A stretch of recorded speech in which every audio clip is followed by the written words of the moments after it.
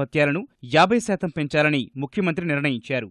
ఉపాధి కల్పనతో పాటు గ్రామీణ ప్రాంతాలకు మౌలిక సదుపాయాలు, సుస్థిర ఆస్తులను సమకూర్చి పెట్టడమే ధ్యేయంగా 3 ఏళ్లుగా రాష్ట్రంలో 25 శాఖలకు చెందిన నిధులను ఏకీకృతం చేయడం ద్వారా పెద్ద ఎత్తున పనులు చేపట్టామని ముఖ్యమంత్రి స్పష్టం చేశారు.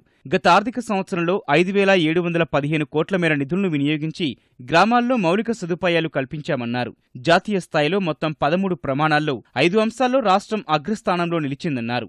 నరేగా నిధులను సమర్థంగా వినియోగించుకుంటే గ్రామీణ ప్రాంతాల్లో అద్భుతాలు సృష్టించవచ్చని, అన్ని మౌలిక సదుపాయాలు కల్పించి సంపూర్ణ గ్రామాభ్యుదయాన్ని సాధించవచ్చన్నారు. గత 3 ఏళ్లలో మొత్తం 10,000 కిలోమీటర్ల మేర సిమెంట్ రహదారులు నిర్మించామని సీఎం స్పష్టం చేశారు. గ్రామీణ ప్రాంతాల్లో క్రీడాభివృద్ధి కోసం నరేగా, రాష్ట్ర క్రీడాభివృద్ధి సంస్థలు సంయుక్తంగా 2 కోట్ల నిధులతో రాష్ట్రవ్యాప్తంగా 75 మినీ స్టేడియాలు నిర్మిస్తున్నాయని వెల్లడించారు.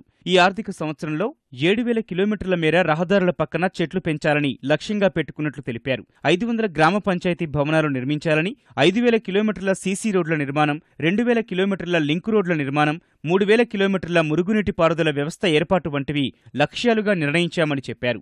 5,500 అంగన్వాడీ భవనాలు కూడా నరేగా నిధులతో పూర్తి చేయాలని భావిస్తున్నట్టు తెలిపారు. నరేగా నిధులతో జలవనరుల శాఖ చెక్ డ్యాంల నిర్మాణం చేపట్టాలని సూచించారు. ఉపాధి హామీ కార్మికులకు కూడా నైపుణ్యాభివృద్ధి శిక్షణ ఇవ్వాలని ముఖ్యమంత్రి అధికారులకు సూచించారు.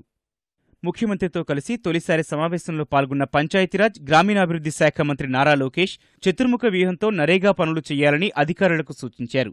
530 కోట్ల మేర చెల్లించాల్సిన నరేగా నిధులను సాధ్యమైనంత వెంటనే విడుదల చేయాలని ఆదేశించారు.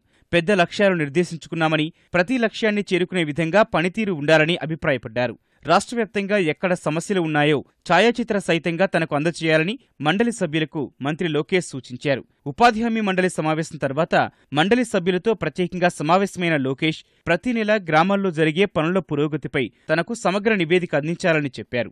గ్రామీణ ప్రాంతాల్లో ఆర్థిక కార్యకలాపాలు ఊపందుకోవడానికి డైరీ, సెరికల్చర్, ఫిషరీస్ కీలకంగా ఉంటాయన్నారు. త్వరలో పశు సంరక్షణ కేంద్రాలను సందర్శిస్తానని మంత్రి తెలిపారు. గ్రామీణాభివృద్ధికి అనుసరించాల్సిన అత్యున్నత విధానాలు, వ్యూహాలు, లక్ష్యాలు ముఖ్యమంత్రి నిర్దేశిస్తారని, వాటిని అమలు చేసి లక్ష్యాల సాధనలో ఉత్తమ జట్టుగా వ్యవహరించాలని లోకేష్ అధికారులకు సూచించారు.